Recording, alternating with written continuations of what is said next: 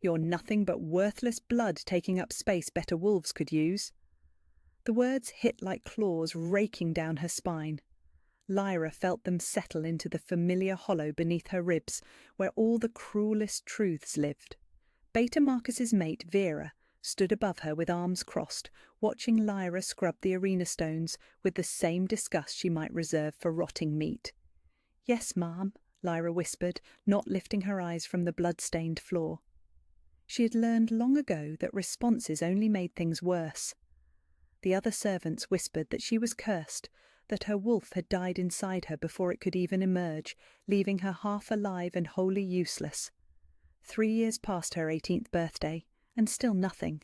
No shift, no strength, no proof she belonged anywhere among wolf-kind. The arena stretched around her like a stone mouth, its walls scarred by claws and combat. Tomorrow, the Alpha King himself would stand here. Tomorrow, his legendary war beast would demonstrate why the Northern Territories bowed to his rule. And tomorrow, she would still be on her knees, scrubbing other wolves' victories from the stone. "I heard the Alpha King's beast killed 12 wolves in a single hunt," one servant girl whispered to another near the entrance. "Fenris!" The second girl breathed the name like a prayer or a curse. "They say he's twice the size of normal wolves, with eyes like winter storms. They say he only submits to royal blood." Lyra's hands stilled on the brush. Royal blood. She touched the base of her throat, where a thin scar ran like a silver thread. The only mark she'd carried since the night 18 years ago, when someone had left a nameless infant at the pack borders. No family scent, no identifying marks except that pale line across her neck. "What do you think, Charity Case?" Vera's voice cracked like a whip. "Think the Alpha King's monster will even notice you exist?" The other servants laughed, but the sound felt distant. Lyra's wolf should have stirred at the challenge, should have pushed her to defend herself or submit properly. Instead, she felt only that strange, deep stillness that had always lived in her bones, like something vast and patient, waiting. "Probably smell her fear from 3 territories away," another voice added. Fear. Yes, that was what they expected, what they always expected from the girl who cleaned their messes and asked for nothing in return. But as Lyra returned to her scrubbing, she realized something that should have terrified her. She wasn't afraid. The thought came with such clarity it made her pause. Tomorrow, when the most powerful alpha in the north arrived with his legendary war beast, she would be here. She would be invisible, as always. And for the first time in her life, that invisibility felt less like a curse and more like a secret she was keeping from the world. "Move faster," Vera snapped. "The stones won't clean themselves, and unlike the rest of us, you don't have anything better to do." Lyra bent her head and worked harder, letting the familiar rhythm of scrubbing carry her thoughts away. But underneath her submission, something stirred that had nothing to do with wolves or beasts or the hierarchies that governed pack life. In her dreams, she had been running through silver fire, and a voice like distant thunder had been calling her name. Not Lyra, the servant girl who scrubbed floors. Another name entirely. The servants' chatter continued around her, full of speculation about the Alpha King's arrival and whether his beast was as terrifying as the stories claimed. They placed casual bets on which pack warriors would be chosen for the demonstration, who would be honoured with direct contact, who would prove worthy of notice. None of them bet on her. No one ever did. As evening shadows lengthened across the arena floor, Lyra finished her work and gathered her cleaning supplies. Her back ached, her knees were raw from the stone, and her hands were chapped from the harsh soap. Everything exactly as it should be for someone of her position. But as she walked toward the servant quarters, alone as always, she couldn't shake the feeling that tomorrow would change everything. The thought should have worried her. Change, in her experience, usually meant new ways to be hurt or dismissed. Instead, walking through the compound with her head down and her footsteps silent, she felt something she hadn't experienced since childhood. Anticipation. In her small, dim quarters, she lay on her narrow cot and stared at the ceiling. Around her, the other servants whispered about the Alpha King's power, his scars from legendary battles, the way even allied alphas lowered their eyes in his presence. They spoke of his war beast with voices full of delicious terror. But Lyra found herself wondering what it would feel like to meet something that powerful and not need to look away. The dream came again that night, silver flames dancing around her while thunder called her home. The trial by combat ring had been prepared according to ancient law, its boundaries marked with stones that had witnessed challenges for over 3 centuries. Pack members from allied territories filled the viewing areas, their presence lending weight to what would either be Lyra's coronation or her execution. Luna Seraphina stood at the eastern edge of the circle, her golden hair braided for battle, and her form radiating the confidence of someone who had never lost a formal challenge. She had invoked the old laws, demanding trial by combat for the right to be Kale's mate, and by ancient custom, no one could refuse. "She's trained for this her entire life," Elder Matthias warned quietly as Lyra prepared at the western edge. "Combat magic, tactical deception, every dirty trick the noble houses teach their daughters." But Lyra felt only calm certainty as she surveyed the ring that would determine her fate. Her wolf stirred beneath her skin with something that tasted like hunger, and through the mate bond she could sense Kale's absolute faith in her abilities. "The challenge is issued and accepted," the ceremony master announced, his voice carrying clearly across the assembled witnesses. "Combat begins at first blood and ends with submission or death. The victor claims the right of mating with Alpha King Kyle." Seraphina stepped into the ring with fluid grace, shedding her human form in a transformation that spoke of years of practice and refinement. Her wolf was beautiful in the way that noble bloodlines bred for, golden fur that caught sunlight like spun metal, elegant proportions that emphasized speed and agility, eyes like amber jewels that sparkled with intelligent malice. She was everything a Luna should be by conventional standards. Lyra's transformation was something else entirely. Power exploded outward from her in waves that made lesser wolves whimper and press themselves to the ground in instinctive submission. Silver light blazed across her skin as bones lengthened and reformed, but this time there was no pain, only the profound rightness of claiming her true form. When the transformation completed, she stood nearly twice Seraphina's size, her silver fur seeming to capture and reflect moonlight even under the afternoon sun. Ancient magic flowed through her like liquid starlight, and her eyes blazed with inner fire that spoke of bloodlines older than kingdoms. The contrast was devastating. Where Seraphina looked like a beautiful, dangerous predator, Lyra looked like a force of nature given physical form. "Impossible!" someone breathed from the crowd, but Lyra was already moving. Seraphina attacked with the precision of formal training, using speed and agility to dart in for quick strikes before dancing away from retaliation. It was a sound strategy against a larger opponent, one that might have worked against any normal royal wolf. But Lyra wasn't normal, and her response wasn't what anyone expected. Instead of the brute force that her size suggested, she moved with supernatural grace that made Seraphina's trained elegance look clumsy by comparison.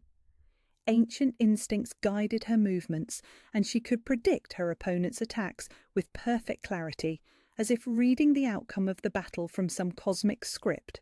When Seraphina attempted to use combat magic, forbidden battle techniques that noble houses taught in secret, the spells simply dissolved against Lyra's inherent immunity. Royal bloodlines this ancient didn't just resist magical manipulation, they absorbed it, making themselves stronger with every attempt. The tide of battle turned in moments. Seraphina's confidence cracked as she realized her opponent was not just larger and stronger, but operating on a completely different level of supernatural ability. Her graceful attacks became desperate lunges, her tactical brilliance reduced to simple survival instinct. "Yield," Lyra said, the words somehow audible despite her wolf form. carrying the authority of someone who could afford to show mercy. This ends now. But Seraphina was too proud or too terrified to surrender. She gathered the last of her magical reserves for a final attack, one designed to kill rather than defeat, breaking every law of honourable combat. The forbidden magic struck Lyra like liquid fire, and for one terrifying moment the crowd thought they were about to witness their newfound queen's death. Instead, Lyra absorbed the lethal energy and channeled it back through her own power, transforming destruction into something radiant and beautiful. Silver light exploded outward from her in waves that left everyone present gasping, and when it faded, Seraphina lay unconscious at her feet, alive, defeated, but spared despite her treachery.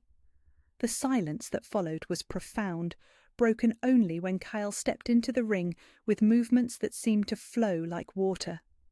He approached Lyra's massive silver form with absolute trust, extending one hand to touch her great muzzle. "My mate," he said simply, and his voice carried clearly across the assembled witnesses. "My queen." The mating ceremony that followed was unlike anything the Northern Territories had ever witnessed. As Lyra shifted back to human form, the mate bond blazed between them with golden light that seemed to encompass the entire ring, wrapping them in radiance that spoke of supernatural recognition rather than mere political alliance. When their lips met, the light exploded outward in waves that touched every wolf present, and in that moment everyone could feel the rightness of the bond that connected them. Not just Alpha and Luna, but two souls that had been destined for each other since before they were born. "The northern bloodline is restored," Elder Matthias announced as the couple stood together, silver and gold light still playing around them like captured starfire. "Long live Queen Lyrana, long live the king." The cheers that erupted shook the very foundations of the ceremonial ground, but they were quickly interrupted by the sound of approaching hoofbeats. A scout rode into the circle at full gallop, his face grim with urgent news. "Your Majesties," he gasped, sliding from his horse to drop to one knee. "The enemy army has been spotted. They'll reach our borders by dawn, and they're larger than we thought. 500 wolves, professional soldiers, and they're flying the banners of every faction that participated in the original massacre." Lyra felt her wolf stir with something that tasted like anticipation rather than fear. Through the mate bond, she could sense Cale's tactical mind already shifting to battle planning, but underneath his strategic thinking lay absolute confidence in their ability to face whatever came. "Then we meet them at dawn," she said, surprised by the calm authority in her own voice. "And we show them what happens when you try to destroy a bloodline that was born to rule." As preparations began for the battle that would determine the fate of the Northern Territories, Lyra stood beside her mate and felt the weight of destiny settling around her like a royal cloak. She was no longer the frightened servant girl who had scrubbed floors and endured insults. She was a queen who had finally learned what she was capable of protecting. And tomorrow the world would understand exactly what that meant. 3 months had transformed everything.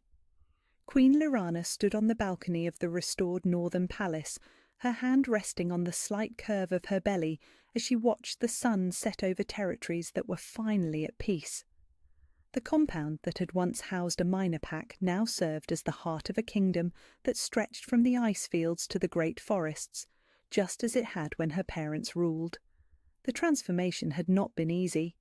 After the mating ceremony, they had faced weeks of brutal warfare as every faction that had participated in her family's massacre sent armies to finish what they had started 18 years ago. But what they found was not a helpless infant or a fractured pack hiding a pretender. They found a queen who had grown into her power and a kingdom unified behind her rightful claim. "The mountain clans have agreed to the new trade agreements," Kyle said, joining her on the balcony with documents that bore the seals of territories that had once been enemies. "And the coastal packs are requesting formal alliance treaties."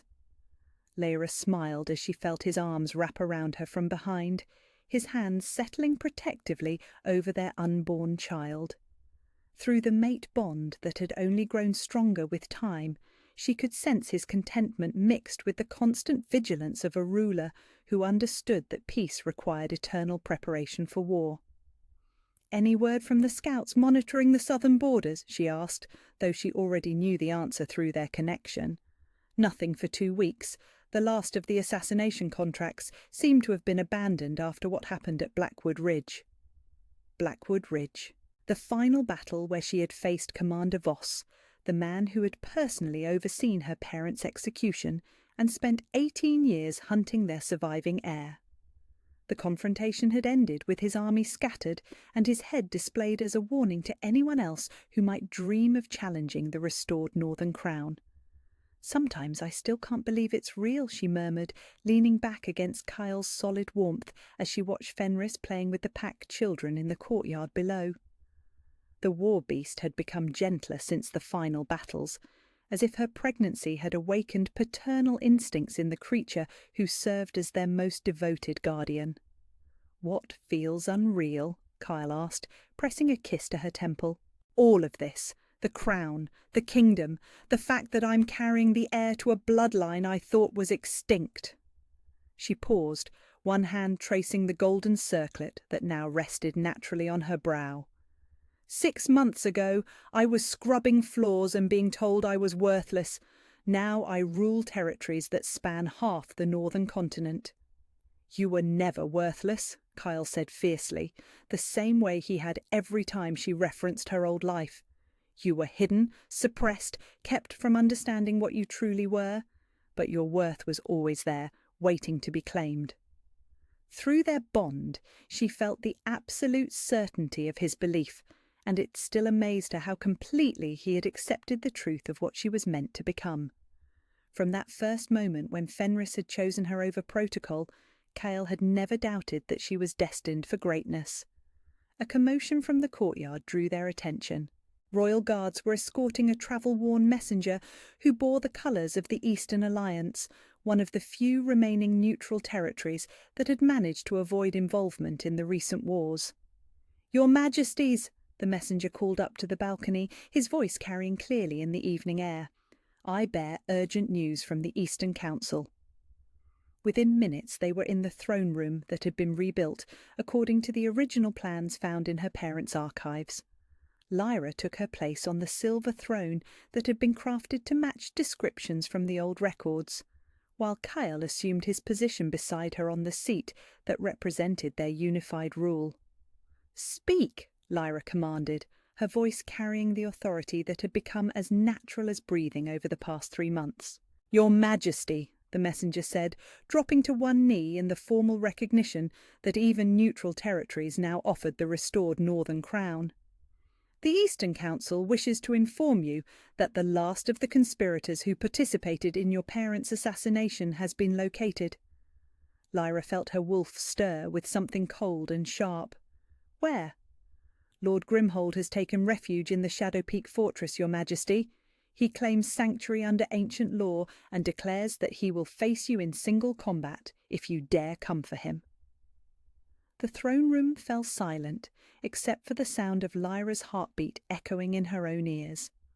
Lord Grimhold, the architect of the conspiracy, the man who had coordinated the attack that murdered her parents and tried to genocide her entire bloodline. For 18 years he had lived in luxury while she scrubbed floors and endured humiliation. "He's trying to draw you out," Kale said quietly, his tactical mind immediately recognizing the trap. "Single combat in his chosen fortress, probably with magical wards and backup plans designed to ensure you don't survive the encounter." "I know," Lyra replied, but even as she spoke, she felt her hand drift to her belly where their child grew. The smart choice would be to wait until after the birth, to send armies instead of risking herself in personal combat. But some debts could only be paid in person. "When does he expect my response?" she asked the messenger. "Within 7 days, Your Majesty. After that, he claims he will consider the matter closed and the blood debt satisfied by your failure to face him." Lyra was quiet for a long moment. feeling the weight of decision settle around her like a crown. Through the mate bond, she sensed Kale's concern warring with his understanding that this was something she needed to do for herself and for the memory of parents she had never known. "Tell Lord Grimhold," she said finally, her voice carrying clearly through the throne room, "that the Northern Queen accepts his challenge. I will come for him, and when I do, he will answer for every drop of royal blood he spilled." The messenger bowed deeply and departed to carry word back to his council, leaving the royal couple alone with the implications of what she had just committed to. "The baby," Kyle began. "We'll be fine," Lyra interrupted, one hand settling protectively over the life growing inside her. "Our child is strong, and so am I. This ends with Grimhold, one way or another." As night fell over the restored Northern Kingdom, Lyra stood once again on the royal balcony, but this time her thoughts were not on the peace they had built. Instead, she focused on the final confrontation that would either close the book on her parents' murder or make their child an orphan before birth. Either way, she would face it as what she had always been meant to be, a queen who protected what was hers no matter the cost. The final battle came at Shadow Peak Fortress under a blood-red dawn that seemed to promise either justice or tragedy. Lord Grimhold waited in the ancient dueling circle carved from black stone, his silver hair gleaming in the early light as he smiled with the confidence of someone who had spent 18 years preparing for this moment. Around them, the fortress walls bore witness to centuries of single combat, their stones stained with the blood of those who had sought vengeance and found only death. "Princess Lyrana," he said, using her childhood name with mocking familiarity. "Or should I say Queen, though I suspect that title won't survive the next few minutes." Lyra stepped into the circle with movements that flowed like liquid starlight, her pregnancy barely showing beneath the silver armour that had been crafted specifically for this confrontation. Through the mate bond, she could feel Kale's presence at the fortress gates, held back by ancient law, but ready to charge through the barriers the moment the formal combat ended. "You killed my parents," she said simply, her voice carrying clearly across the stone circle. "You murdered my people. You tried to destroy my bloodline." "I removed a threat to the natural order," Grimhold replied, beginning his transformation with the fluid grace of someone who had mastered combat magic decades before she was born. "Your family thought they were special, thought their ancient blood made them superior to those of us who actually earned our power." His wolf was a creature of deliberate menace, midnight black with red eyes that spoke of dark magic deliberately cultivated over years of forbidden practices. Larger than most wolves, but nowhere near Lyra's supernatural size, he compensated with abilities that made the air itself feel poisonous. "Let me show you what happens to pretenders," he snarled, and attacked with magic that would have killed any normal opponent instantly. But Lyra was no longer the frightened servant who had hidden from confrontation.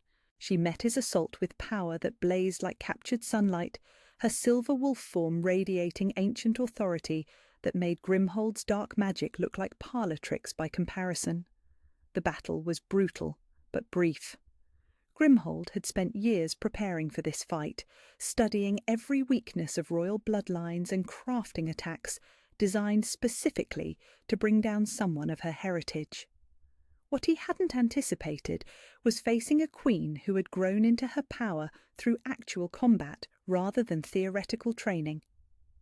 When his killing blow struck her directly in the chest, designed to stop her heart and end the Northern Line forever, Lyra absorbed the lethal energy and channeled it into her own attack with casual ease.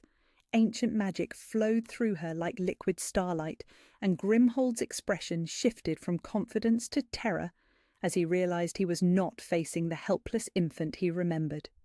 He was facing a force of nature that had been 18 years in the making. "You were right about one thing," Lyra said as she stood over his defeated form, her massive silver paws planted firmly on either side of his broken body. "My blood does make me special. It makes me strong enough to protect those who can't protect themselves. It makes me worthy of the crown you tried to steal." Grimhold tried to speak, perhaps to offer surrender or beg for mercy, but the words dissolved into choking gasps as the poison of his own dark magic turned against him. "My parents died believing their daughter was lost forever," Lyra continued, her voice carrying the authority of final judgment. "They never knew that loyal guards saved me, that I would survive to claim what was stolen. But now you know. Now you understand that some bloodlines can't be destroyed, only awakened." When the light finally faded from his red eyes, she felt something settle into place in her soul. Not satisfaction exactly, but completion. The debt that had haunted her bloodline for 18 years was finally paid. The transformation back to human form was gentle, as if her wolf understood that vengeance had been served and peace could now reign.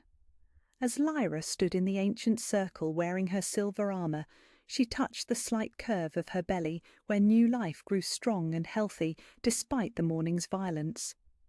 "It's finished," she said to Kyle as he appeared at the circle's edge, his storm-coloured eyes dark with concern that shifted to relief when he saw her unharmed. 6 months later, she stood on the same royal balcony where she had accepted Grimhold's challenge, but now she held her newborn son in her arms while Kyle looked down at them both with an expression of absolute contentment. "Prince Marcus," she said softly, using her father's name for the child who would someday rule the territories they had fought to restore. Named for the king who died protecting his family and destined to rule in peace because of the price that was paid. Through the tall windows she could see the kingdom they had built together, territories unified under just rule, trade flowing freely between former enemies, and children playing safely in courtyards where assassination attempts once threatened innocent lives. "Do you ever miss it?" Kyle asked quietly, settling beside her with movements that spoke of deep contentment. "The simple life, before you knew what you were?" Lyra considered the question seriously as she watched Fenris playing gently with palace children in the garden below. The massive war beast had become something of a beloved uncle figure, fiercely protective of the royal heir and endlessly patient with young ones who wanted to pet his silver fur. "No," she said finally, surprising herself with the certainty of the answer. "I thought I was nobody for 18 years, thought I was worthless and broken and destined for nothing more than scrubbing floors and enduring insults. But I was never those things. I was a queen waiting to claim her crown, a protector waiting to find her people, a woman waiting to understand her own worth."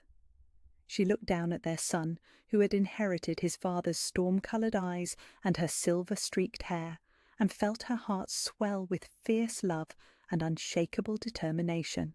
"When I stopped believing I was worthless," she continued, "I discovered I was extraordinary, and our son will never doubt his value, never question his right to exist, because he'll grow up knowing that some things are worth fighting for." As sunset painted the sky in shades of gold and crimson, the royal family of the Northern Territories sat together in perfect peace, surrounded by the kingdom they had fought to restore and the love that had made it all possible. The servant girl was gone forever. In her place sat a queen who had learned that true worth was never about what others thought of you. It was about what you were willing to become when the world finally gave you room to grow. The howls came at dawn like thunder rolling across the mountains, deep and primal and filled with an authority that made every wolf in the compound drop to their belly in instinctive submission. Every wolf except one. Lyra stood frozen in the kitchen doorway, her arms full of breakfast dishes, while around her the other servants pressed themselves to the floor. She should have felt the compulsion to submit, should have been driven to her knees by the overwhelming dominance in those howls. Instead, she felt only that strange stillness in her bones, as if something inside her was listening rather than cowering.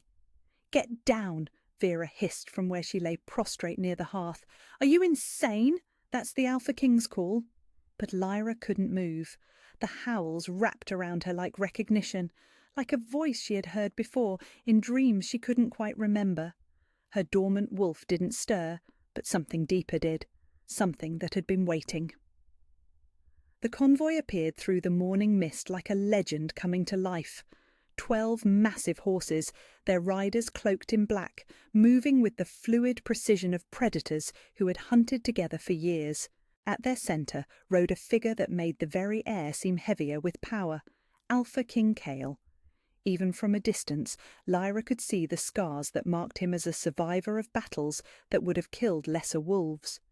His shoulders carried the breadth of absolute authority, and his presence made the compound's alpha, Marcus, look like a young pup playing at leadership.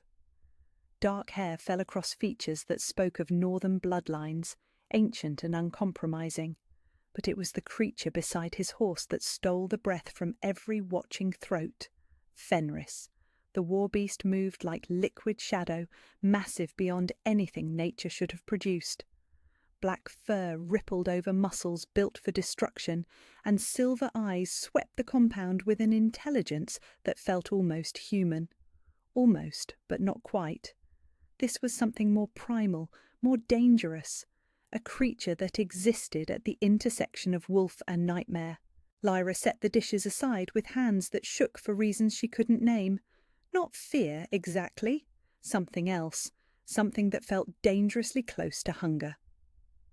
The formal presentation began in the main courtyard, where every pack member gathered to offer their submission to the visiting king. Lyra was forced to join them, standing at the very back with the other servants, invisible and forgotten. One by one, wolves approached to bare their necks and speak their loyalty. Marcus and his family, the beta families, the warriors, even the pack's children. Each received a brief nod of acknowledgement from Kyle, their worth measured and noted in a single glance. Fenris, meanwhile, prowled the edges of the gathering with restless energy. His massive form cut through the crowd like a blade, pack members scrambling to get out of his way while trying not to show their terror. The war-beast's attention seemed scattered, unfocused, as if he were searching for something that shouldn't have been there. When Lyra's turn came, she approached the Alpha King with the same invisible step she had perfected over years of trying not to be noticed. She was nothing, she was no one. She would offer her neck and fade back into the crowd, and this moment would pass like all the others. But as she knelt before Kale's imposing presence, something impossible happened. Fenris stopped moving. The war-beast's great head turned toward her with laser focus, silver eyes locking onto hers with an intensity that made the world narrow to just that connection. Around them, the crowd fell silent as they realized the legendary creature had found something worth his absolute attention. Lyra felt her breath catch as Fenris took a step toward her, then another. His approach was careful, almost reverent, like he was approaching something sacred that might shatter if handled too roughly. The silver eyes never left hers, and in their depths she saw something that made no sense. Recognition. Not the simple acknowledgement of presence, but the deep, bone-deep recognition of something essential.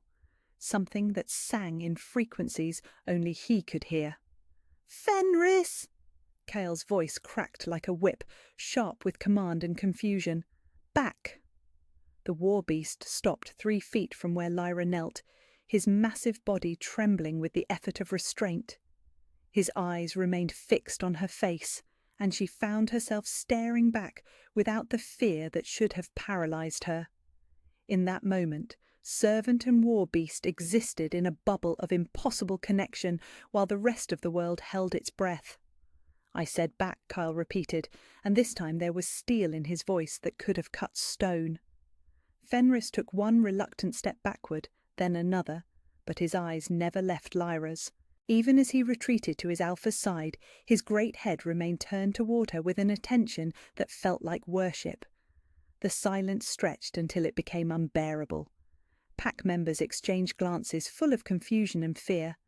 What did it mean when a war-beast that had never shown interest in anything but combat and hunting suddenly focused on a servant girl with the intensity of recognition? Lyra felt heat flood her cheeks as she realized the entire assembly was staring at her. She pressed her forehead to the ground in the deepest submission she could manage, trying to disappear back into her familiar invisibility. But she could still feel Fenris watching her, could still sense that impossible connection humming between them like a live wire. "Your name," Kyle said, and his voice carried a note of dangerous curiosity. "Lyra, your Majesty," she whispered to the ground. "I'm sorry if I... Look at me." The command was soft but absolute. Lyra raised her head slowly, afraid of what she might see in the Alpha King's face. Kyle was studying her with the same intensity as his war beast, though his expression remained carefully controlled. His eyes were the colour of winter storms, and they seemed to see through her skin to something underneath. "Where did you come from?" he asked. "I was found at the borders as a baby, Your Majesty. I don't know." "Your wolf," he interrupted. "Show me your wolf." The words hit like a physical blow. Around them, pack members shifted uncomfortably, because everyone knew the truth about Lyra's shame. She felt tears threaten as she forced herself to meet those storm-coloured eyes. "I don't have one, Your Majesty." Something flickered across Cale's face, too quick to interpret. Beside him, Fenris made a sound low in his throat, not quite a growl, but something deeper.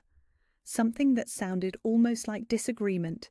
The moment stretched until Cale gave a sharp nod. "Continue the presentations." But as Lyra backed away into the crowd, she felt the weight of two sets of eyes following her. One human, calculating and confused, the other wild, silver, and filled with a recognition that defied everything she had ever been told about what she was, or what she wasn't. The combat demonstration was meant to showcase the legendary skills that had made Fenris the most feared war beast in the Northern Territories. Warriors gathered in the arena, while pack members filled every available seat, eager to witness the creature whose reputation preceded him like storm clouds. Lyra had been ordered to clean the arena during the demonstration to ensure the sand remained smooth and the viewing areas spotless. It was meant to be another exercise in her invisibility, another reminder of her place at the bottom of the pack hierarchy. Instead, it became the moment everything changed. "Watch carefully," Alpha Marcus announced to the assembled crowd, his voice carrying the pride of a host presenting an honoured guest. "The Alpha King's war beast will demonstrate the combat techniques that have secured victory across 12 territories." Kyle stood at the arena's edge, his presence commanding even in stillness. He had changed into combat leathers that emphasized the raw power of his frame, and his storm-coloured eyes swept the crowd with the calculated attention of a predator assessing potential threats.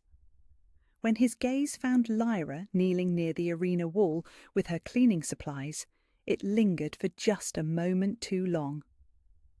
"Fenris," he called, and his voice carried the absolute authority of an alpha who had never been disobeyed. "Show them why the North belongs to us."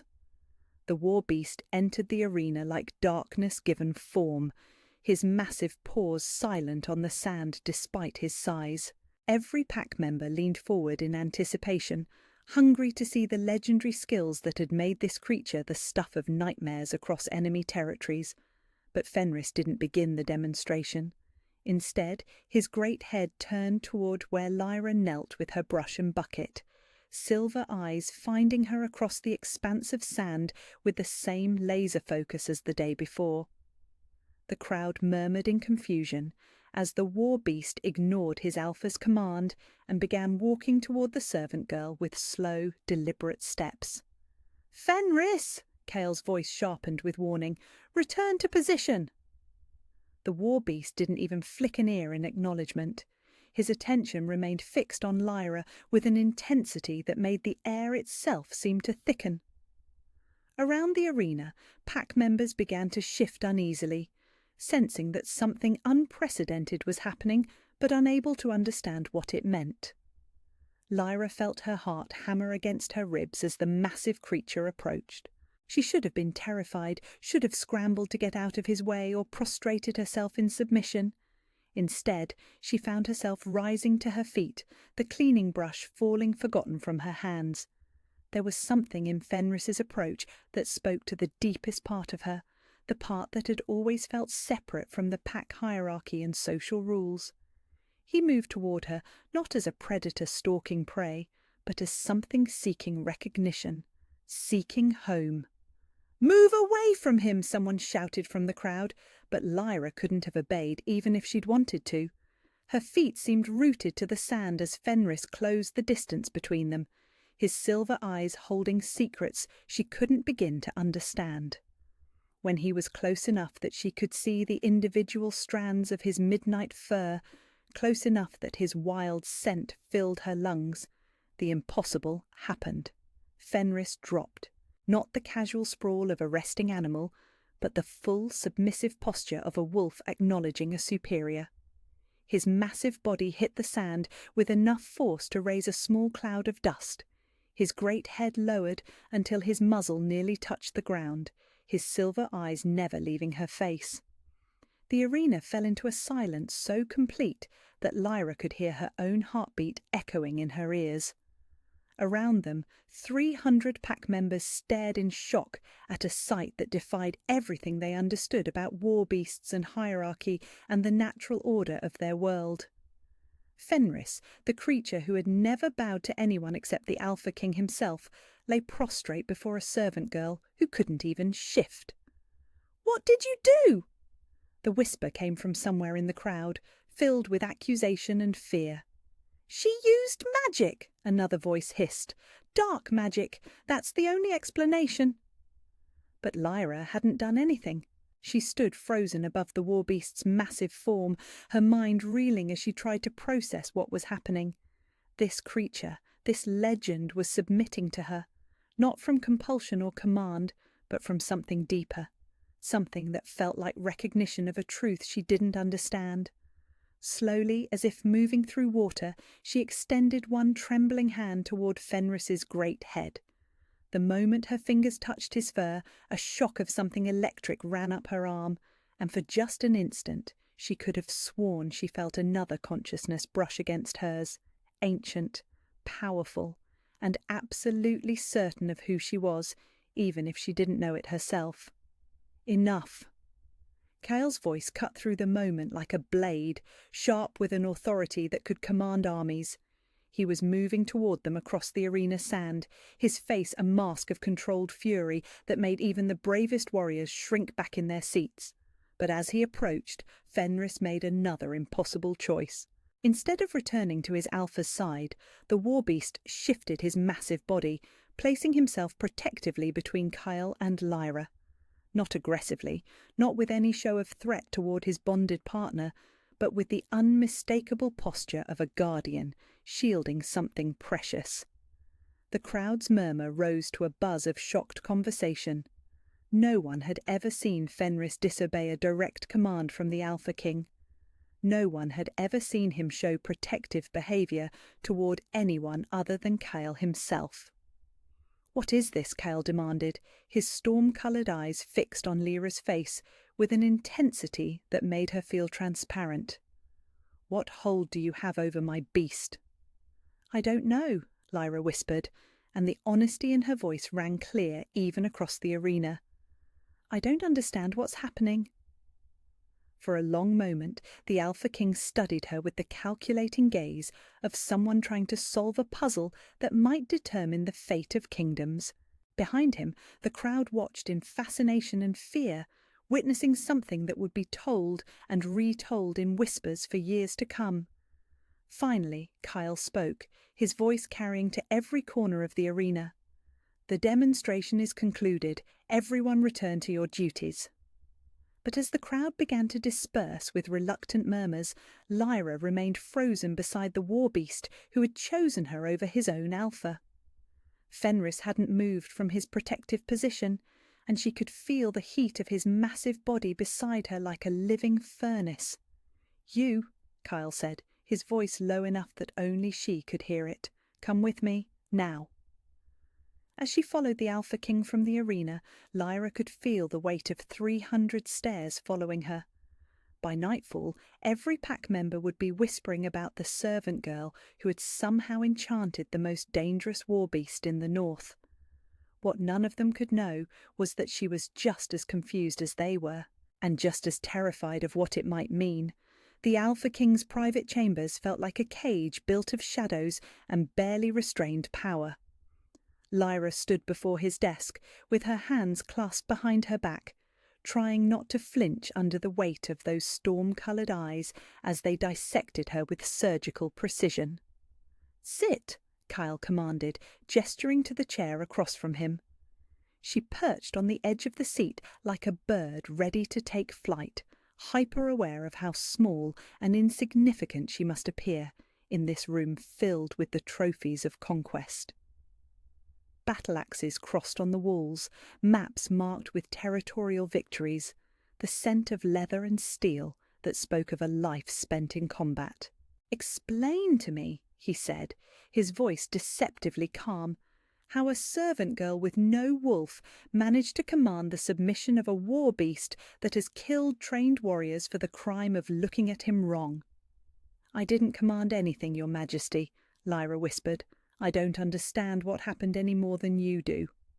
Kyle leaned back in his chair, studying her with the patience of a predator who could afford to wait for his prey to reveal its weaknesses. "War beasts don't submit randomly. They don't disobey their bonded alpha for entertainment. Fenris has been my constant companion for 8 years, and in that time he has shown deference to exactly one type of being." Something in his tone made Lyra's pulse quicken. "What type?" "Those carrying the bloodline of the ancient royal packs," he said, watching her face carefully for any flicker of recognition. "The bloodlines so old and pure that they predate the current territorial divisions, the bloodlines that died out centuries ago." The words hit her like ice water. "That's impossible. I'm nobody. I was found as a baby with nothing, no family scent, no identifying marks." "Show me your neck." The command was soft but absolute. Lyra's hand flew instinctively to her throat, where the thin silver scar ran like a thread beneath her skin. "I see you know what I'm talking about," Kyle said, rising from his chair with fluid grace. "That mark, where did it come from?" "I don't know," she said, but even as the words left her mouth, she felt their inadequacy.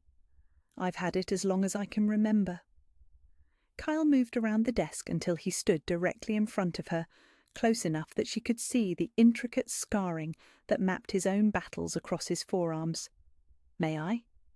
She nodded, unable to speak, and felt his fingers brush her throat as he tilted her chin up to examine the mark.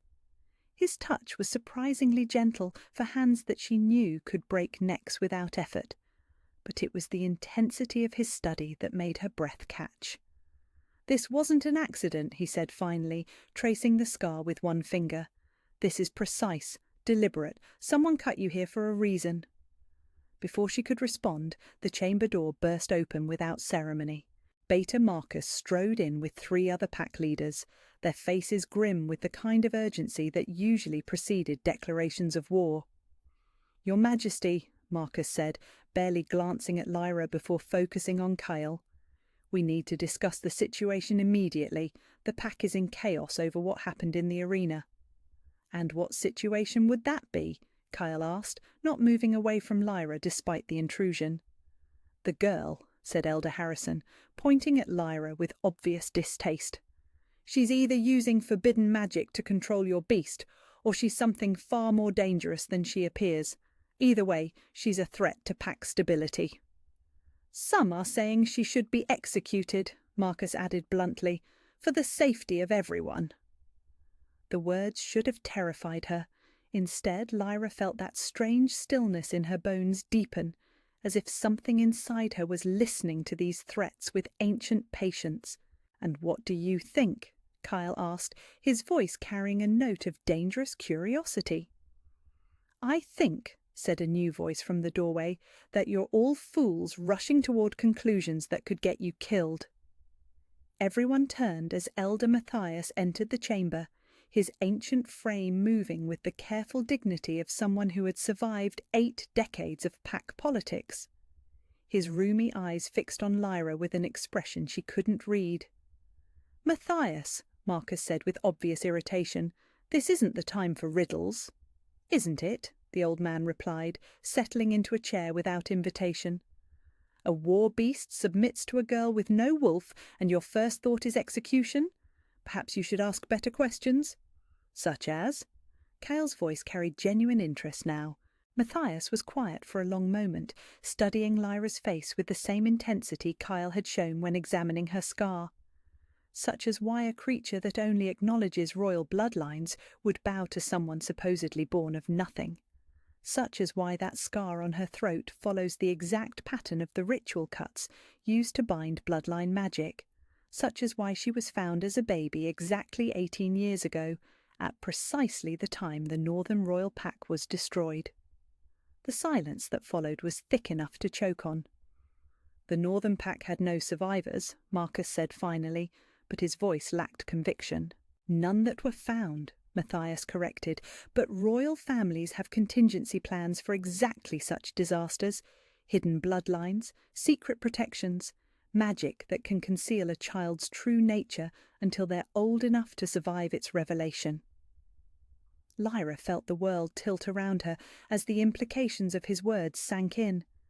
"You're saying I'm saying," Matthias interrupted gently, "that Fenris recognizes something in you that the rest of us have been blind to. And I'm saying that 18 years ago someone went to great lengths to hide what you are." Before anyone could respond, a commotion outside the chamber drew their attention. Shouts, running footsteps, and underneath it all, a sound that made every wolf in the room freeze, Fenris howling like the world was ending. Kyle was moving before the echo faded, his hand already on his weapon as he headed for the door. "What happened?" he demanded of the guard who appeared. "Your Majesty!" the guard panted, his face pale with terror. "Someone tried to poison the girl's water. Fenris caught the scent before she could drink it and He went insane, Your Majesty.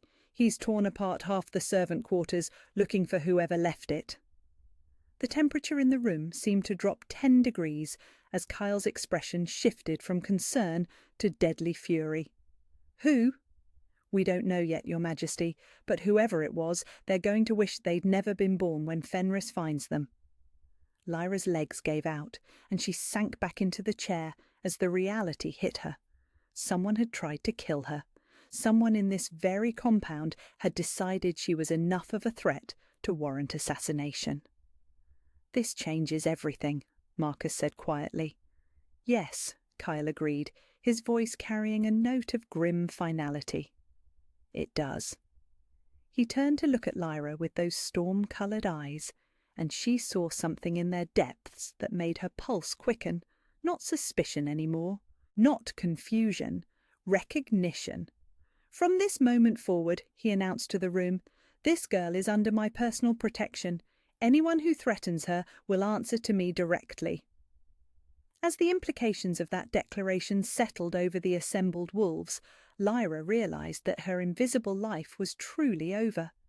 The question now was what would take its place. The ancient texts were hidden beneath loose floorboards in Elder Matthias's private study, wrapped in oiled cloth that spoke of decades spent protecting dangerous secrets. Lyra knelt beside him as he carefully unfolded the first document, her heart hammering as she saw the faded ink that would either confirm her worst fears or shatter everything she thought she knew about herself. 18 years ago, Matthias said, his weathered fingers tracing the genealogical charts with reverent care, the Northern Royal Pack controlled territories from the icefields to the great forests. Their bloodline was the oldest in the north, descended directly from the first wolves. They were inconvenient to certain ambitions. The candlelight flickered across images that made Lyra's breath catch. A family portrait showing a man and woman in royal ceremonial dress, their features bearing an unmistakable resemblance to her own. Between them, a small child with silver-streaked dark hair and eyes the colour of winter storms. "Princess Lyrana," Matthias said softly, "heir to the northern crown, thought killed along with her parents when their compound was burned to ash. Lyra's hand trembled as she touched the portrait. The child's face could have been her own at that age, down to the stubborn set of the jaw and the way her hair fell across her forehead. How is this possible? Because loyal guards got you out, Matthias replied, turning to another document that showed a map marked with escape routes. 3 of the royal guards survived long enough to smuggle the infant princess to safety, but they knew that merely hiding you wouldn't be enough. Your enemies would never stop hunting the bloodline. He showed her the next page, and Lyra gasped at what she saw. Detailed instructions for a binding ritual, complete with diagrams showing the precise location of ritual cuts needed to suppress magical bloodline markers. They bound your wolf, Matthias explained, pointing to the scar at her throat. Sealed away your power and your scent markers, made you appear as nothing more than a foundling with no pack heritage. It was meant to keep you safe until you were old enough to understand what you are and claim what was stolen from you. But I don't have a wolf, Lyra whispered. I've never shifted, never felt. Because it's been sleeping, child, waiting. But the bonds were always meant to be temporary. Stress, extreme emotion, or recognition by another ancient bloodline would begin to break them down. His eyes found hers with grave intensity. Fenris recognizes what you are, even if the binding hides it from everyone else. Before she could respond, footsteps in the corridor made them both freeze. Matthias quickly began rewrapping the documents, but they were too late. The study door opened to reveal Luna Serafina, Kyle's intended political mate, her golden hair perfectly arranged despite the late hour. "Elder Matthias," she said with a smile that didn't reach her eyes. "Working late, I see, and with such interesting company." Lyra felt ice form in her stomach at the calculating look Serafina gave her. The Luna was everything Lyra wasn't, beautiful, powerful, born to privilege and authority. Her presence in this room could mean nothing good. "Just discussing pack histories," Matthias said carefully, but Lyra could see the tension in his shoulders. "How fascinating," Serafina replied, stepping into the room with the fluid grace of a predator. "I've always been interested in bloodlines myself, particularly the ones that threaten established order." The threat in her words was subtle, but unmistakable. Lyra found herself standing without conscious decision, some instinct warning her that flight might soon become necessary. "Though I have to wonder," Serafina continued, her voice sweet as poisoned honey, "what the Alpha King would think about a servant girl spending private time with ancient documents that could so easily be misinterpreted." "The Alpha King is aware of this meeting," Matthias lied smoothly, but Lyra saw Serafina's smile widen. "Is he? How interesting. I should probably verify that with him directly." She turned toward the door, then paused. "Unless, of course, there's some reason this conversation should remain between us." The implication hung in the air like a blade. "Tell me what you've discovered, or face Kyle's wrath for conducting secret meetings behind his back." "The girl's origins are more complex than they initially appeared," Matthias said finally, defeat heavy in his voice. "I'm sure they are." Serafina's attention fixed on Lyra with predatory focus.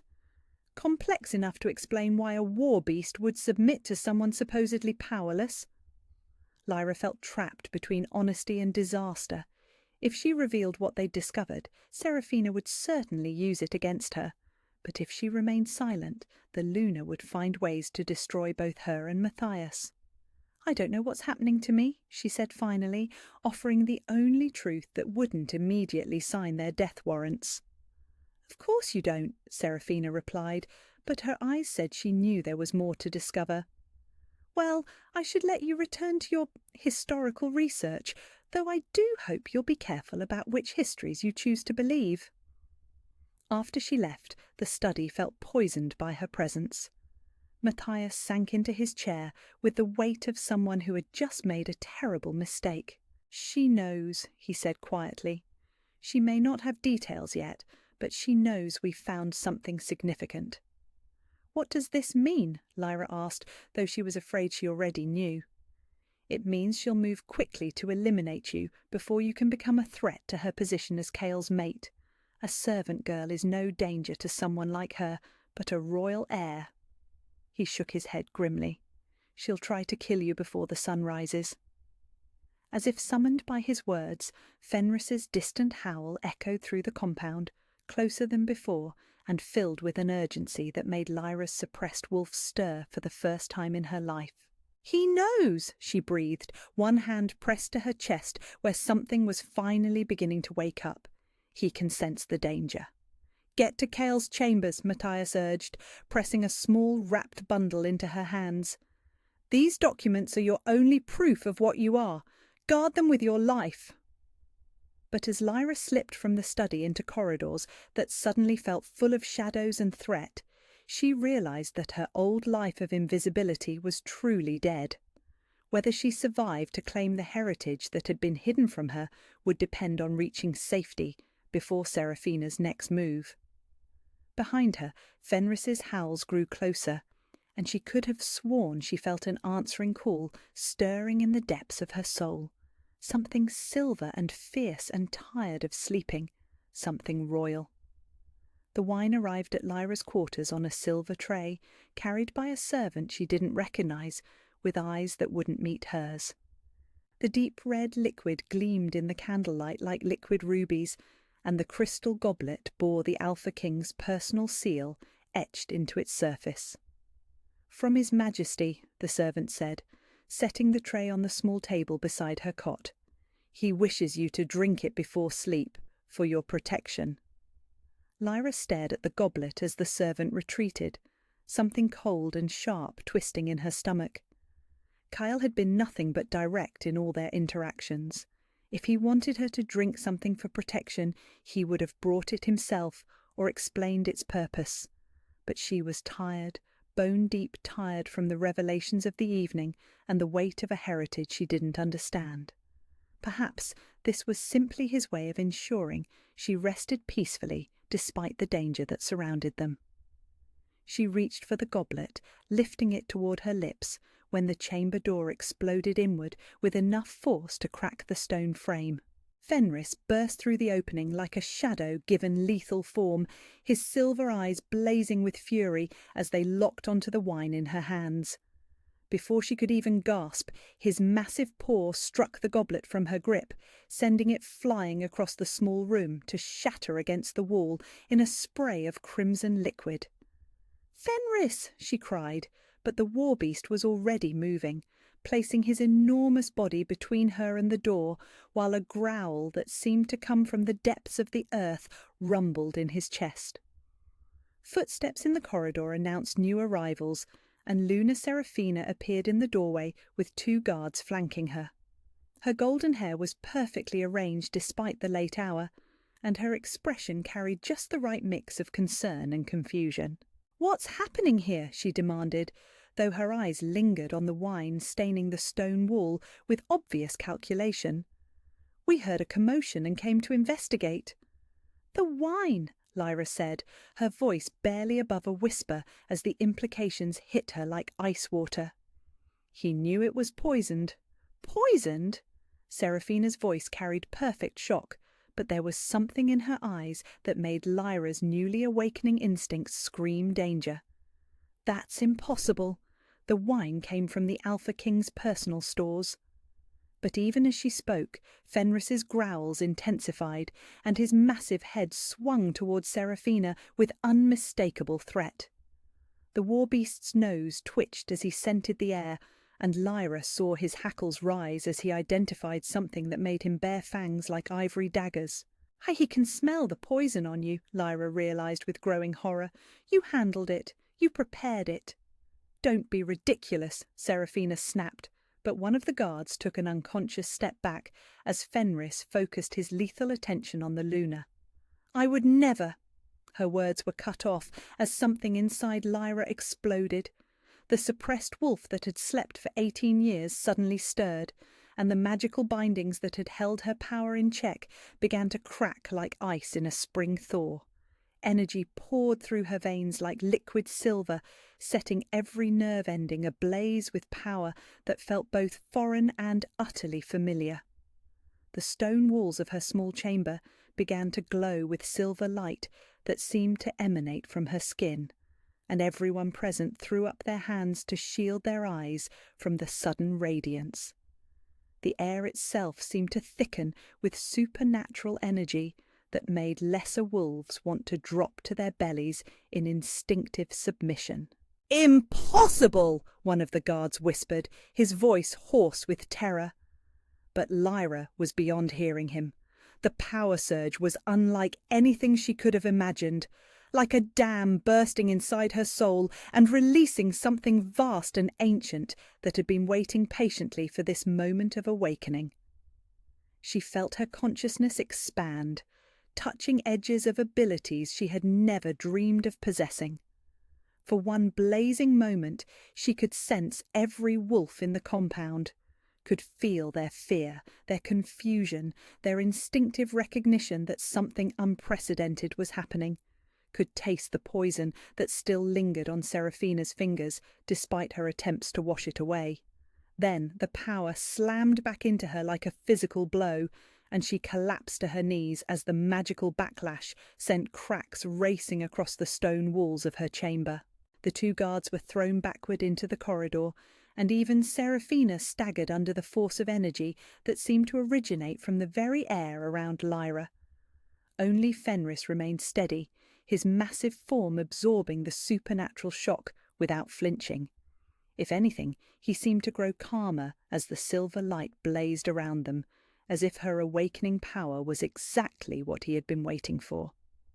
"What are you?" Seraphina breathed, her perfect composure finally cracking as she stared at Lyra with undisguised fear. But before anyone could answer, heavy footsteps announced the arrival of the Alpha King himself.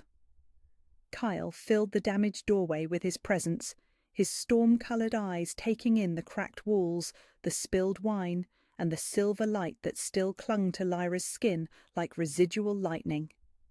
"Report!" he commanded, his voice cutting through the chaos with absolute authority. "The servant attacked us," Seraphina said quickly, but her voice lacked its usual confidence. "She used some kind of dark magic, tried to kill the guards." "Liar." The word came from Lyra with such quiet certainty that everyone turned to stare at her. She rose slowly to her feet, silver light still flickering around her like captured starlight, and met Kyle's eyes without flinching. "She tried to poison me. Fenris saved my life." Kyle's attention shifted to his warbeast, and Lyra saw something pass between them that spoke of years of absolute trust. Fenris approached his alpha and pressed his great muzzle into Kyle's palm, and whatever communication passed between them made the Alpha King's expression go deadly still. "You can scent the poison," Kyle said to his beast, not a question but a statement. Fenris looked pointedly at Seraphina, then at the wine stain on the wall, then back at Kale with unmistakable meaning. "I see." Kale's voice dropped to temperatures that could freeze blood. "And our Luna was present when this poison was administered?" The silence stretched until it became unbearable, broken only by the sound of more guards arriving in the corridor, drawn by the supernatural energy that had blazed through the compound like a beacon. "This is preposterous," Seraphina said, but her voice carried a note of desperation now. "You're going to take the word of a beast over your intended mate?" "I'm going to take the word of a beast who has never lied to me," Kyle replied, "over someone who apparently felt threatened enough by a servant girl to attempt murder." He stepped into the damaged chamber, his presence filling the space as he approached Lyra with careful steps. The silver light still clung to her skin, and she could see him cataloguing every impossible detail of what had just occurred. "The bindings are breaking," he said softly, reaching out to touch her face with fingers that trembled slightly. "Whatever was done to hide your power, it's failing." "I can feel it," Lyra whispered, leaning into his touch, despite everything that should have made her afraid. "Something's waking up inside me, and I don't know how to control it." "Then we'll figure it out together," he said, and the promise in his voice made something warm unfurl in her chest. Behind them, Seraphina made a sound of rage and betrayal. "You're choosing her, a nobody's servant over someone who just tried to murder an innocent girl?" Kyle turned to face his intended mate with eyes like winter storms. "Yes, without hesitation." As guards moved to escort Seraphina away, Lyra realized that everything had changed in the space of a few heartbeats. The magical suppression that had defined her entire life was crumbling. Her true power was beginning to emerge, and the Alpha King had publicly chosen to protect her over political convenience. But as the silver light finally faded from her skin, she also realized that this was only the beginning. Her enemies now knew exactly what she was becoming, and they would not make the mistake of underestimating her again. The ravens began arriving at dawn, their black wings cutting through the morning mist as they carried messages to territories across the north. Lyra watched them from the window of Cale's private chambers, where she had been moved for protection after the assassination attempt, and felt something cold settle in her bones as she counted their numbers. 12 birds, 12 territories that would soon know the northern air had survived. "They're spreading the word," Cale said from behind her, his voice grim as he joined her at the window. "News travels fast when it involves royal bloodlines thought extinct." Lyra touched the glass with trembling fingers, watching the last raven disappear into the grey sky. "How long do we have?" "Days, perhaps less. The factions that destroyed your family maintained networks specifically to hunt down any survivors. They've been waiting 18 years for confirmation that their genocide was complete." The casual way he spoke of genocide made her stomach turn, but she forced herself to focus on practical concerns. "Then we need to leave. Find somewhere safe until I can learn to control whatever's happening to me." "Running won't help," Kyle said, moving to stand beside her with the controlled grace that marked him as a predator, even in stillness. "Your power surge last night was felt by every sensitive wolf within 50 miles. There's nowhere you can hide from what you're becoming." As if summoned by his words, silver light flickered briefly across her skin, and Lyra felt the now familiar sensation of something vast stirring in the depths of her consciousness. The magical bindings were continuing to deteriorate, releasing power in unpredictable bursts that she couldn't prevent or control. "Then teach me," she said, turning to face him with desperate determination. "Help me understand what's happening before I hurt someone." Something shifted in Cale's storm-coloured eyes, and for a moment she saw not the Alpha King, but simply a man who understood the weight of power that could destroy as easily as protect. "The training grounds," he said finally. "We start now." The next few hours blurred together in a haze of frustration and barely controlled supernatural energy. Kyle worked with her in the private training area, reserved for the Alpha family, his patience endless as she struggled to find any semblance of control over the power that seemed to have a will of its own. "Don't fight it," he instructed, as silver light began to build around her again. "The more you resist, the more violent the release will be. Let it flow through you instead of trying to contain it." Easier said than done. The power felt like liquid lightning in her veins, beautiful and terrifying and utterly beyond her experience. When she tried to direct it, it slipped away like water. When she tried to suppress it, it exploded outward in bursts that left scorch marks on the training ground stones. But gradually, painfully, she began to understand the rhythm of it, the way it responded to her emotional state, the way it seemed to pulse in harmony with something deeper than conscious thought, and most remarkably, the way it reacted to Cale's presence with something that felt like recognition.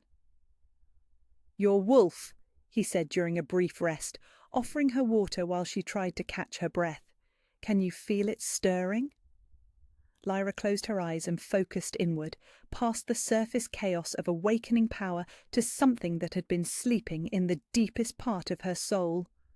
There, wrapped in silver shadows, she sensed a presence that was both utterly foreign and completely familiar. Massive, ancient, patient as stone, and fierce as wildfire. "She's been waiting," Lyra whispered, opening her eyes to find Kyle watching her with intense curiosity. "All these years she's been waiting for the bindings to weaken enough for her to break free." "Royal wolves are different," Kyle said, settling beside her on the training ground bench. "Larger, more powerful, with abilities that go beyond anything the common bloodlines can produce.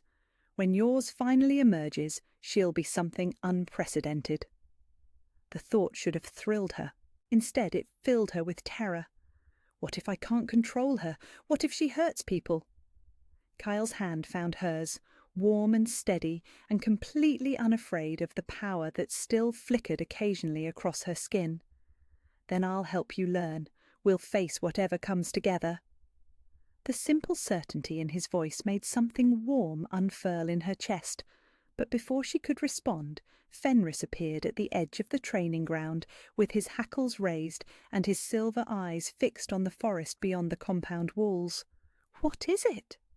Kyle was on his feet instantly, his hand moving to his weapon. The war beast's low growl carried a note of recognition that made Lyra's newly sensitive instincts scream warning. She rose slowly, power beginning to build around her in response to the perceived threat. "They're here," she said, the words coming from some deep certainty she didn't understand. "The first hunters. I can feel them watching us." Kyle's expression went deadly still as he processed the implications. "How many?" Lyra closed her eyes and extended her awareness outward, using abilities she was only beginning to discover. Through the trees, she sensed movement that was too coordinated to be natural, too purposeful to be innocent. "6," she said, opening her eyes to find him watching her with something that might have been awe. Professional killers, moving in a pattern designed to cut off escape routes. "The Pack Council needs to know," Kyle said, but his attention remained fixed on the tree line where death waited in the shadows. "If they're already here, then more will follow. We're looking at war." As if in response to his words, a howl rose from the forest, cold and calculated and filled with the promise of violence. It was answered by others, forming a circle of sound that seemed to close around the compound like a noose. "They're not here to take prisoners," Lyra realized with growing horror. "They mean to finish what they started 18 years ago." "Then they're going to be disappointed," Kyle said, his voice carrying the authority that had conquered territories and broken armies. "Because this time you're not a helpless infant. This time you have allies who won't let you fall." But as the war calls continued to echo from the forest and Lyra felt her power surge in response to the approaching danger, she realized that the choice between flight and fight had been taken from them. Her enemies had found her. Now she would have to decide what she was willing to become in order to survive. The silver wolf in her soul stirred with something that tasted like hunger, and for the first time Lyra wondered if her enemies understood what they were hunting, or if they were about to discover that the prey they sought had become the predator instead. The attack came with the dawn, professional and brutal and designed to end the northern bloodline forever. Lyra woke to the sound of steel against steel and the screams of pack members dying in their beds. Through the window of Kyle's chambers, she could see shadows moving with lethal precision through the compound, cutting down anyone who stood between them and their target. Her. "Stay down," Kyle commanded, already armed and moving toward the door with the fluid grace of a born predator. "Whatever happens, don't leave this room until—" "No." The word came out with such authority that even the Alpha King paused. Lyra rose from the bed, power already beginning to build around her like silver storm clouds. "I won't hide while people die for me. Not again."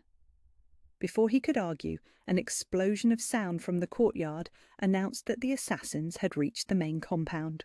Fenris's battle roar echoed above the chaos, followed by screams that spoke of enemies learning why the war beast was legend made flesh. But there were too many of them. Even through the stone walls, Lyra could sense the tide of battle turning as professional killers overwhelmed the pack's unprepared defences. They came prepared for Fenris, Kyle said grimly, checking his weapons with the efficiency of someone who had faced death 1,000 times. Poisoned blades, silver nets, coordinated tactics designed specifically to bring down a war beast. Horror flooded through her as she realized the implications. They're going to kill him! They're going to kill everyone, and it's because of me! No, Kyle said fiercely, turning to face her with storm-coloured eyes that blazed with absolute certainty. It's because 18 years ago, cowards chose genocide over facing a bloodline that threatened their power. This ends now. But as another explosion rocked the building and the sounds of battle grew closer, Lyra felt something deep inside her chest crack like ice in a spring thaw. The final magical binding, the one that had held her wolf prisoner since infancy, was failing under the pressure of mortal terror and righteous rage.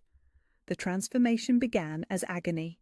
Every bone in her body screamed as they elongated and reformed, her spine stretching as her human frame expanded to accommodate something far larger and more powerful than nature had ever intended. Her face pushed forward into a muzzle lined with teeth like ivory daggers, and her fingernails extended into claws that could rend stone. But unlike the horror stories of first shifts, this transformation carried with it a sense of profound rightness. This was not a foreign invasion of her human consciousness, but a homecoming, the return of a part of herself that had been stolen and was now finally free. Silver light blazed from her skin as magic that had been suppressed for 18 years erupted outward in waves that cracked the stone walls and shattered every piece of glass in the chamber. She felt her consciousness expand, touching the edges of abilities that made common wolves look like cubs playing at being dangerous. When the transformation completed, she stood nearly twice the size of a normal wolf, her fur the colour of captured moonlight, and her eyes blazing with inner fire that spoke of bloodlines older than the current kingdoms. Ancient power flowed through her like liquid starlight, and she could sense every living thing within miles as clearly as if they stood before her. Most importantly, she could feel the terror and pain of pack members dying in her name. No more. The thought came with crystalline clarity as she turned toward the door, her massive paws silent on the stone floor despite her size. Behind her, she heard Kyle's sharp intake of breath as he truly saw her for the first time. "Lyrana," he whispered, using her true name with something that sounded like worship. "You're magnificent." But she was already moving, flowing through the doorway with supernatural grace as her enhanced senses catalogued every threat in the compound. 6 assassins in the courtyard, 4 more moving through the residential areas, 2 closing on the chamber where pack elders had barricaded themselves, all of them about to learn what it meant to hunt a royal wolf who had finally awakened to her true nature. The first assassin never saw her coming. One moment he was advancing on a wounded pack warrior, silver blade gleaming in the dawn light, and the next he was airborne, his screams cut short as jaws designed to crush stone closed around his throat. The taste of enemy blood awakened something primal and fierce in her wolf soul, but it was tempered by a consciousness that remained utterly human.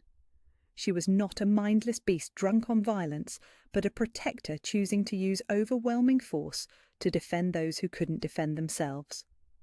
The remaining assassins tried to regroup, to implement whatever strategy they had prepared for facing a war beast, but their plans had been designed around Fenris, a creature bound by training and loyalty to measured response. Lyra was bound by nothing but her own moral compass and the blazing need to protect her people. She moved through their ranks like silver lightning, too fast for human eyes to track and too powerful for their weapons to meaningfully harm. Ancient magic reinforced her natural abilities, making her faster than thought and stronger than any living creature had a right to be. When the last assassin fell, she stood in the centre of the courtyard with dawn light turning her silver fur to molten platinum, and every surviving pack member who could see her dropped to their knees in instinctive recognition of what she was. Not just a royal wolf, something more. The heir to a bloodline that predated the kingdoms themselves, awakened at last and ready to reclaim what had been stolen from her people. Fenris approached her across the bloody courtyard, his massive form moving with careful reverence as he recognized a superior predator. When he pressed his great muzzle against her neck in submission, the surviving pack members whispered in voices full of awe and terror.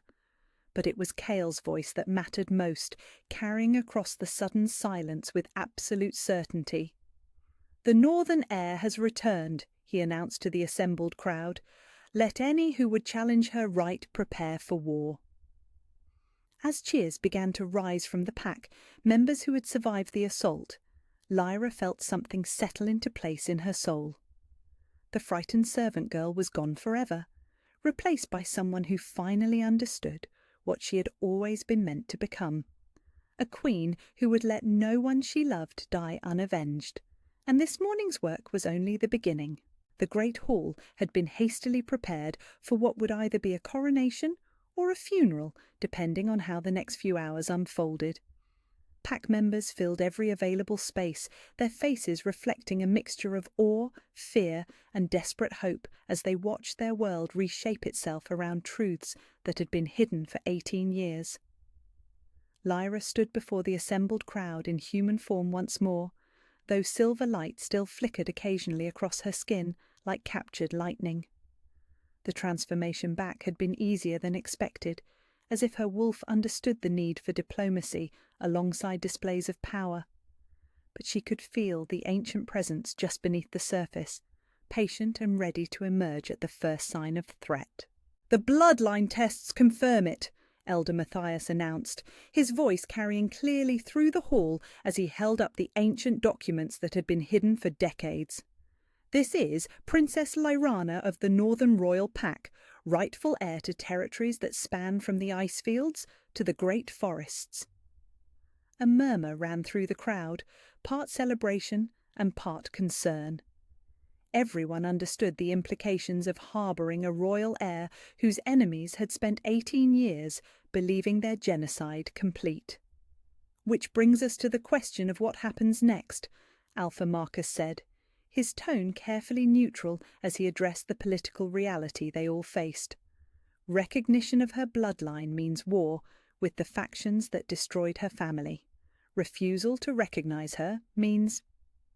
He gestured toward where Fenris sat at attention beside Lyra, the war beast's silver eyes scanning the crowd with protective vigilance. "Means defying a power that could tear apart this territory," someone finished from the crowd.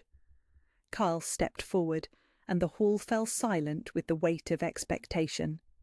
His next words would determine whether they faced the future united or fractured by political necessity. "I have a proposal," he said, his storm-coloured eyes finding Lyra's across the space between them, one that addresses both the political reality and the supernatural truth we've all witnessed. Lyra felt her pulse quicken as she recognised something in his expression that spoke of decisions made and consequences accepted. "The Northern Royal Pack needs to be restored," Kyle continued, his voice carrying to every corner of the hall. "And this territory needs protection from the enemies that will come seeking to finish what they started 18 years ago." He moved toward her with deliberate steps, each footfall echoing in the profound silence. "I propose a mating alliance between the Alpha King of the Central Territories and the Northern Heir, a union that would combine our military strength with her supernatural power and create a kingdom strong enough to face any threat." The words should have been purely political, a calculated merger of power and necessity. But as Kyle spoke them, something golden began to shimmer in the air between them, visible to every sensitive wolf in the hall. The mate bond, real and undeniable, and blazing with a light that spoke of supernatural recognition rather than political convenience. "The bond has already formed," gasped Luna Seraphina from where she sat under guard, her voice filled with disbelief and rage. "That's impossible. Mate bonds don't form between... Between what?" Kyle's voice cut across her protest like a blade. Between an alpha and his true match? Between souls that recognize each other despite every obstacle placed in their path? The golden light intensified, and Lyra felt it wrap around her like warm silk, connecting her to Kyle with threads that seemed to vibrate with their own music. Through the bond, she could sense his emotions as clearly as her own, the fierce protectiveness, the genuine love that had grown alongside political necessity, and underneath it all, the absolute certainty that they were meant to face the future together. "I accept," she said, and her voice carried clearly through the hall without strain, infused with the authority of someone who was finally learning to claim what was rightfully hers. The cheers that erupted shook the stone foundations, but they were quickly interrupted by a commotion at the hall's entrance. A scout burst through the doors, his face pale with exhaustion and terror. "Your Majesty!" he gasped, dropping to one knee before Kyle. "The main army approaches, 300 wolves, professional soldiers, and they're carrying the banners of the coalition that destroyed the Northern Pack."